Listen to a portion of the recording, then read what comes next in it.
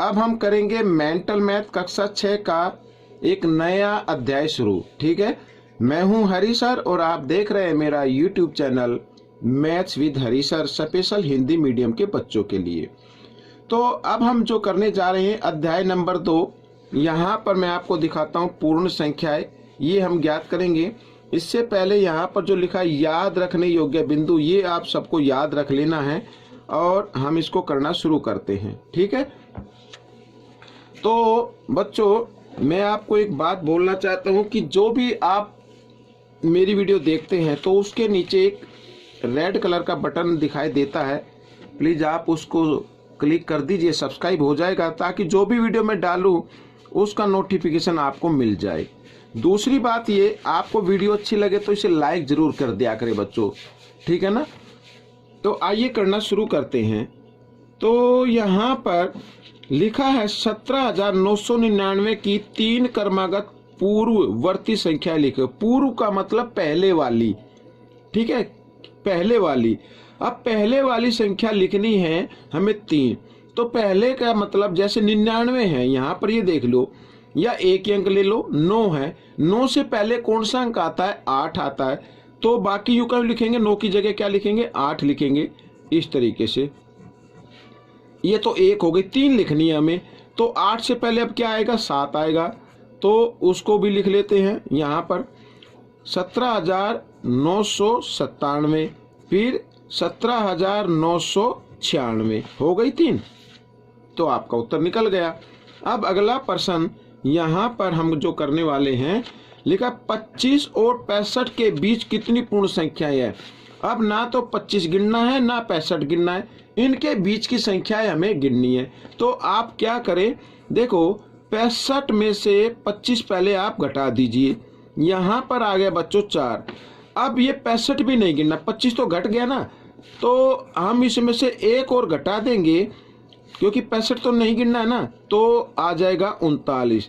तो यहाँ पर 25 और 65 के बीच 39 पूर्ण संख्याएं है। आप चाहे तो उंगली पे भी गिन सकते हैं, 25 से आगे 26, 27, 28, 29, 30, 31, इस तरीके से गिनकर भी लिख सकते हैं। देखो प्रश्न नंबर 3, 3 अंकों की सबसे छोटी संख्या की पूर्ववर्ती संख्या क्या होगी। सबसे छोटा अंक तो होता है 0, लेकिन 0 अगर हम शुरू में लिखें तो वो अंक नहीं माना जाएगा, तो इसलिए हम क्या करते हैं, 1 लिखते हैं। सबसे छोटा अंक 1 के पीछे 0 लिख सकते हैं। ये हो गए 3 अंकों की सबसे छोटी संख्या। अब इसमें लिखा कि पूर्ववर्ती, इसकी पूर्ववर्ती यानी इससे पहले कौन सी संख्या आती है। अगर आपको मालूम ना हो तो आप उसमें से 1 घटा दो, ठीक है ना, तो क्या आ जाएगा? 99 आ जाएगा। तो 100 की पूर्ववर्ती संख्या क्या होगी? 99। अगला प्रश्न, 3 अंकों की सबसे छोटी संख्या की पूर्ववर्ती संख्या। 3 अंकों की सबसे छोटी संख्या की पूर्ववर्ती संख्या, ये देखो 99 अभी लिखा ना हमने, तो ये हो गया। और 3 अंकों की सबसे बड़ी संख्या की परवर्ती संख्या। परवर्ती का मतलब होता है उससे आगे वाली, ठीक है ना। 3 अंकों की सबसे बड़ी संख्या, अब 3 सबसे बड़ा अंक होता है 9, तो 9 को अगर हम 3 बार लिख दें तो इस 3 अंकों की सबसे बड़ी संख्या हो गई। अब लिखा 3 अंकों की सबसे बड़ी संख्या की परवर्ती संख्या, इससे अगली संख्या कौन सी होगी? इसमें अगर 1 जमा कर दे तो 1000 बन जाता है। का योग ज्ञात करो, तो योग ज्ञात करना है, यहाँ पर मैं लिख देता हूँ 1000, ठीक है। तो इनको जमा करेंगे तो 1099 आ जाएगा बच्चों, ये आपका उत्तर रहेगा। अगला प्रश्न, तो 99 की पूर्ववर्ती, अब 99 की पूर्ववर्ती संख्या क्या होगी? 99 की पूर्ववर्ती संख्या होती है बच्चों 98, यानी पहले वाली। वह परवर्ती संख्या का गुणनफल ज्ञात करना, तो गुणा का निशान, परवर्ती।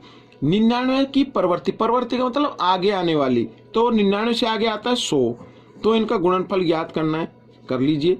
98 को 1 से गुणा करो, 98 एकम 98, पीछे 2 जीरो है तो 2 जीरो लगा दो, हो गया। अगला प्रश्न कर लेते हैं। तो अगले प्रश्न में लिखा है मान ज्ञात करें, ठीक है, मान ज्ञात करना है। अब देखो 65 गुणा 95 और जमा 65 गुणा 5, तो आपको क्या करना है, जो दोनों हमारे दो पद आ गए, दोनों में जो कॉमन संख्या है उसको बाहर निकाल लीजिए, गुणा का निशान लगाइए, ब्रैकेट बनाइए। अब यहाँ पर बचा 95, यहाँ पर बच गया 5, बीच में जमा का निशान, तो इन दोनों को आप क्या कर दे, जमा कर दे। तो 65 गुणा 95 और 5 कितना होता है, 100 होता है। तो अब हम इनको गुणा करेंगे, 65 को 1 से गुणा करो, 65 एकम 65, पीछे 2 जीरो तो 2 जीरो लग गई, हो गई गुणन। ठीक है, अगला प्रश्न, तो प्रश्न नंबर 7, इसमें भी देखो एक पद, दो पद, तीन पद है, तीनों में कॉमन संख्या आ रही है 169। तो इसको आप ले लीजिए इस तरीके से, गुणा का निशान लगाए, ब्रैकेट बना दे। यहाँ पर बच गया 20, बीच में जमा का निशान, यहाँ पे बच गया 40, बीच में जमा का निशान, यहाँ पे रह गया 30, इस तरीके से। अब बच्चों देखो यहाँ पर 169 गुणा, इन सबको जमा कर लो आप, 30, 40, 70, ठीक है, 70 और 20 90 हो गया। अब बच्चों मैं एक बार जरा थोड़ा सा देख लेता हूं कि क्या ये जो प्रश्न है बिल्कुल सही है। तो आपको इस तरीके से करना है।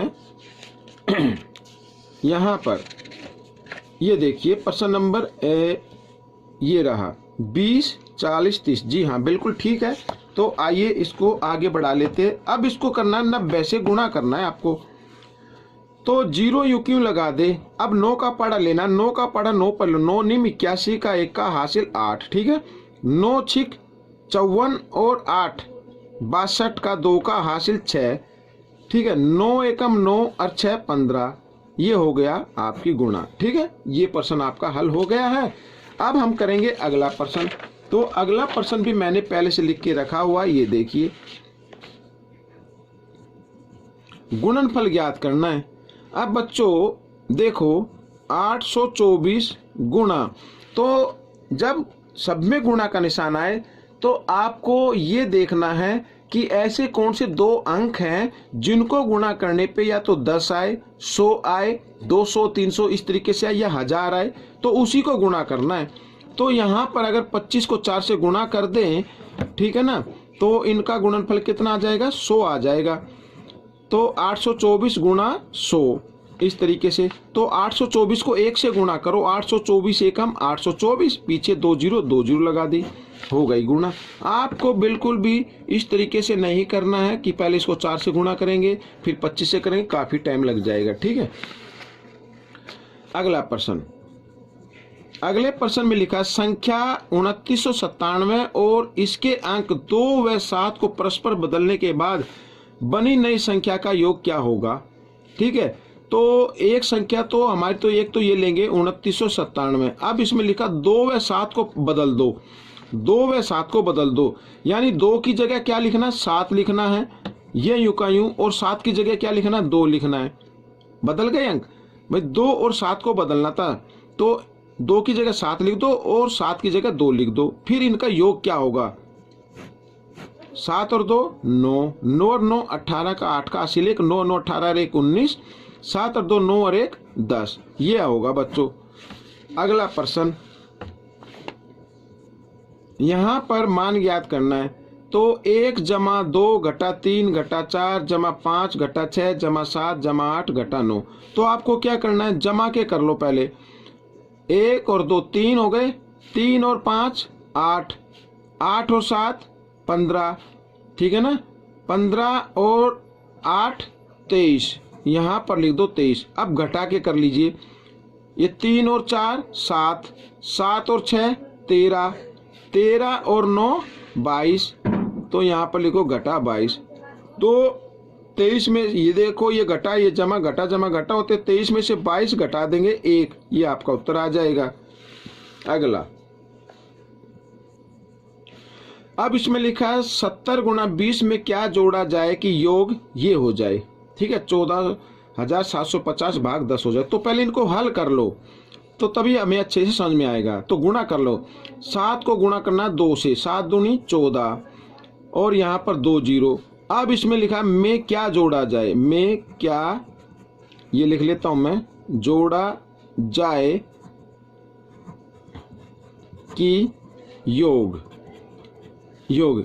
तो अब इसको भी भाग कर लेते हैं। देखो यहाँ पर मैं आपको बताता हूँ, 14,750 को भाग करना है 10 से, तो 0 से 0 कट के ये आ गया। योग क्या हो जाए, 1475 हो जाए। ठीक है, अब आपको करना क्या है, योग में से उस संख्या को घटा देना है।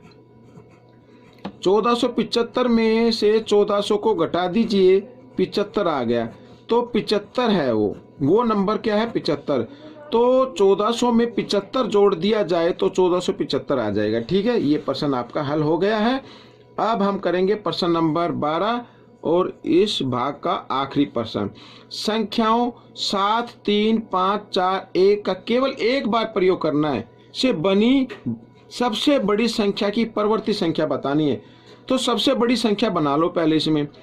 तो मैं लिख देता हूं, इन अंकों की सबसे बड़ी संख्या।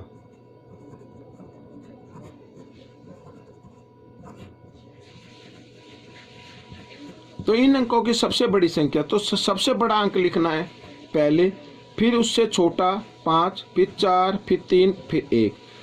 अब लिखा कि इसकी परवर्ती संख्या यानी इससे आगे आने वाली संख्या। अब यहाँ पर 31 लिखा है, 31 के आगे क्या आता है, 32 आता है, तो 75,432 ये परवर्ती संख्या हो गई। ठीक है, यहाँ पर की परवर्ती संख्या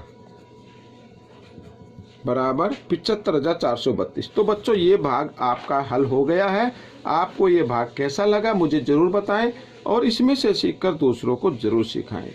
मिलते हैं अगले भाग में, तब तक आप प्रैक्टिस करते रहिए। मेरी वीडियो देखने के लिए धन्यवाद।